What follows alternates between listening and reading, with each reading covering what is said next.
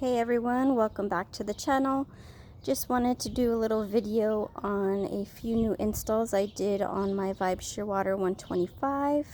I did upgrade to a bigger graph using the Garmin 106 SV. So I did a new installation, quick disconnect for that. And so I also needed a bigger battery for that unit as well. So let's go ahead and start from the front of the kayak. Still running my Minn Kota power drive here.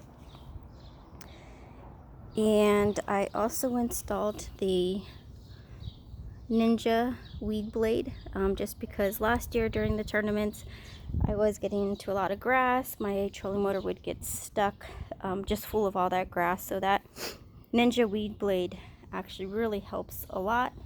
Installed that for this year. Still using the same kind of deploy that I had from last year, which made this little string here to pull on it so that it releases that deploy button there. And I also have another string over here on this side, which I always put in my little cleat. After I deploy it, what I do is I just push it out a little bit so that when I get on the water, all I have to do is just push the head of the trolling motor and it deploys safely. So I do unlatch it a little bit from the front before I do launch, and I tie it to this little cleat here so that it doesn't deploy when I'm pushing off to get in the water. Secures it really nicely, so when I get in the water, all I have to do is just unhook that, give a little push to the head of the trolling motor, and it is in the water. I do have it connected up here still with the same install that I did from last year. Went ahead and made this.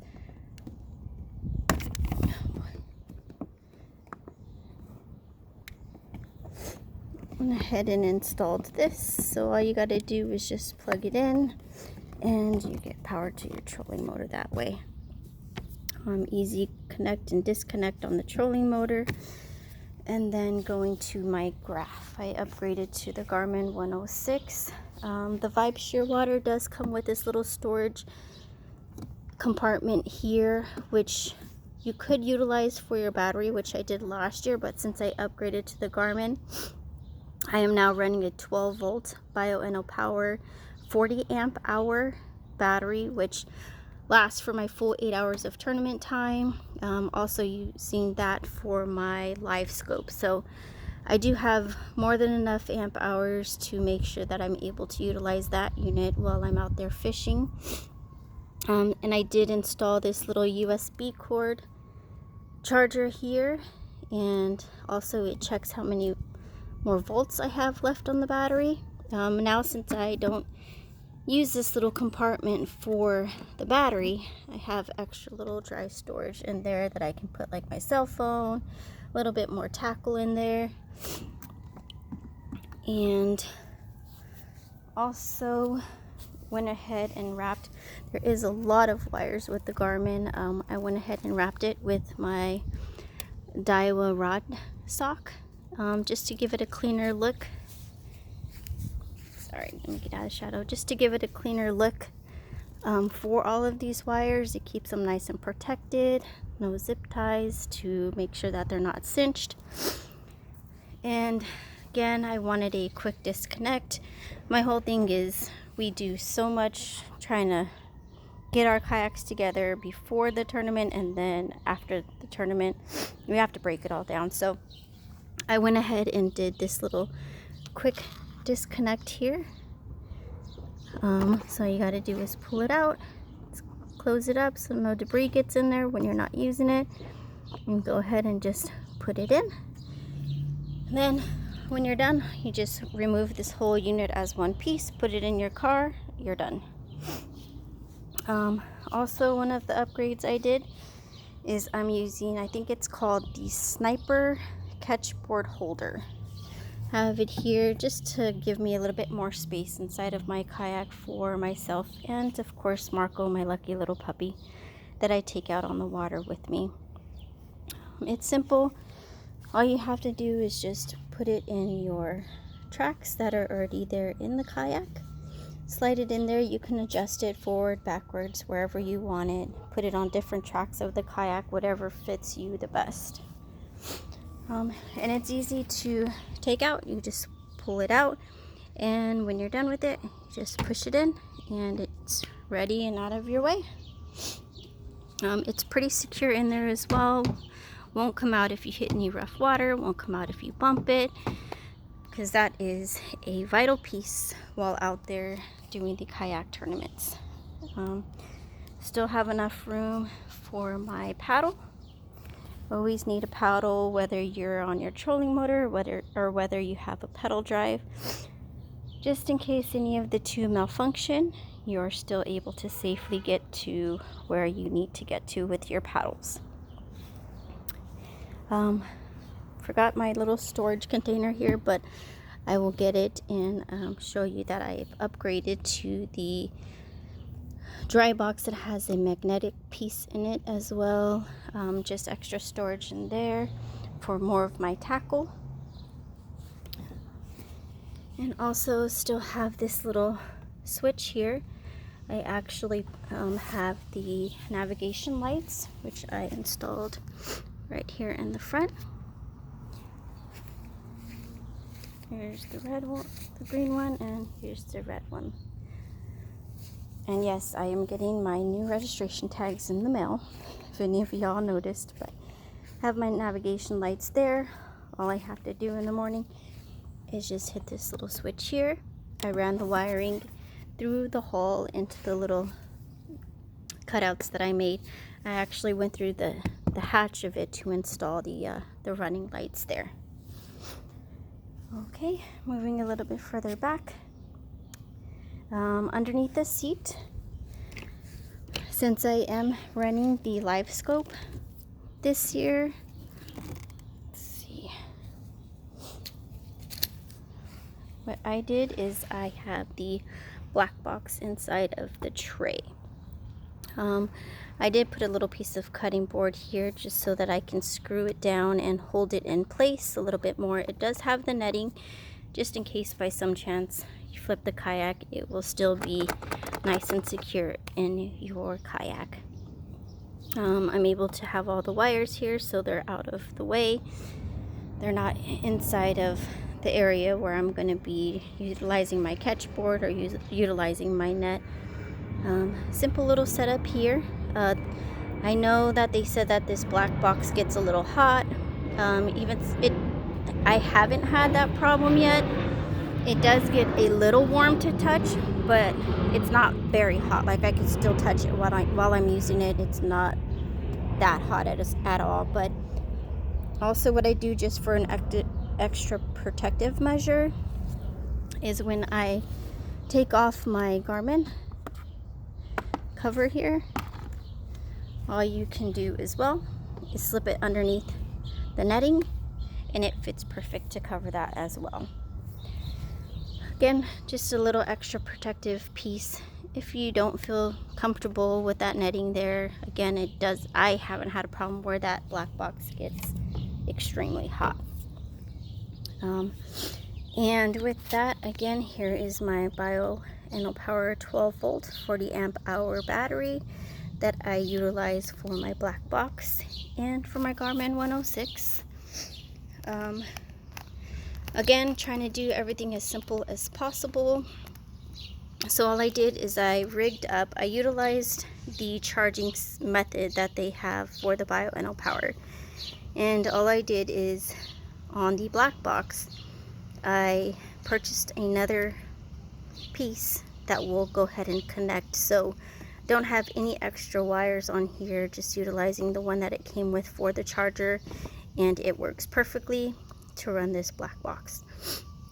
And so what I did to get the battery to run the power all the way to the graph is I went ahead and installed another quick disconnect here. Simple, it's close to the battery. Ran the wiring through the hall up to that other connector that I showed you earlier for my Garmin 106. Again, on the Vibe Shearwater, we don't have a lot of hole area. We don't have a lot of storage area. So this is the easiest, most clean way that I came up with to install all of this on my Vibe Shearwater. Moving back a little bit more, I have my 12 volt Bio Power 100 amp hour battery to run only my trolling motor and also my navigation lights. I have not had any problems with not having enough power for my 8-hour tournaments. I've actually gone 3 days, 8 full hours on the water, using spot lock consistently, using my trolling motor consistently, and have not had any problems with the battery running out. And again, just went ahead and installed another quick connect here for my trolling motor. And also, please make sure you guys install one of these kill switches. Basically what they are, for some reason, if you have a malfunction with your trolling motor remote to the trolling motor itself, what can happen is your trolling motor can continuously propel and your remote will lose connection with the trolling motor, whether the battery be your battery on your remote dying out, whether you're just in an area where you don't have a good connection. Anything could happen. Again, it's electronics, so make sure you have a little kill switch here. You're in trouble, anything happens, you need to hurry up and disconnect power from your battery to your trolling motor. You just go ahead and flip that switch and it shuts everything off. You go ahead and turn it back on and it fires everything back up. Also, what I did is I installed some lights underneath my kayak, just for those night tournament or those early launch tournaments. I do have lights. I have 4 of them installed in my scupper plugs.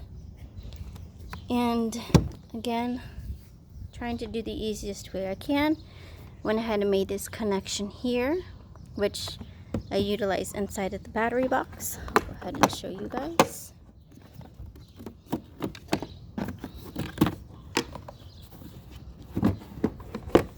So, which has the connection right here. All I have to do is connect these two together. I did make a little button right here on the battery box. Just go ahead and push that and it fires up my 4 lights that I have underneath the kayak. Again, I've been in last year, some of our tournaments we launched before Safe Flight. This way, when we get to our area and Safe Flight comes, we can go ahead and start fishing. It has been a little dark out there, so from my experience, I just wanted to go ahead and install those lights to give me a little bit more light around my kayak, for safety measures and just for myself as well, just to have more light around me.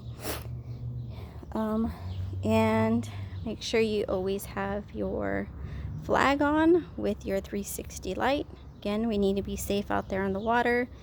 We are a little boat out there compared to some of these big bass boats, so we need to take every measure possible to make sure we are safe out there. So please don't forget your flags, don't forget your lights, be safe out there. Also, I do have the fishing specialty for my Garmin LiveScope. I did install this ram mount here, and it is very sturdy, as you guys can see. It won't come out. This is locked in there tightly, and it is functionable. I really like this setup that we made. Went ahead and put it on my handle here, again, to get it out of the way, and plus we don't have a lot of tracks or so forth on the Vibe Shearwater. Have the ball and mount here, so you can go ahead and just turn it. You can adjust the arm as you want, and you can also adjust this bracket up here as you want. Works perfect, haven't had any problems so far. Easy, just if you're running to another spot, You just turn it and get it out of the way, get it out of the water. You can even put it in your kayak if you want to. But again, that's just my little overview of what I did for this year. And I think that is it. If you guys have any other questions, comments, again, my dad and I fully rigged this together. We're still new to the kayak scene, but as I'm out there on the water, just coming up with different ways that would be easier, more functional for myself to fish more efficiently and to not exert as much energy to load my kayak before the tournament and load my kayak after the tournament. Because as we all know, it is a lot of work to pull these kayaks up onto our vehicles after a long day of fishing. And of course, I have my kayak wrapped by the beautiful A&M graphics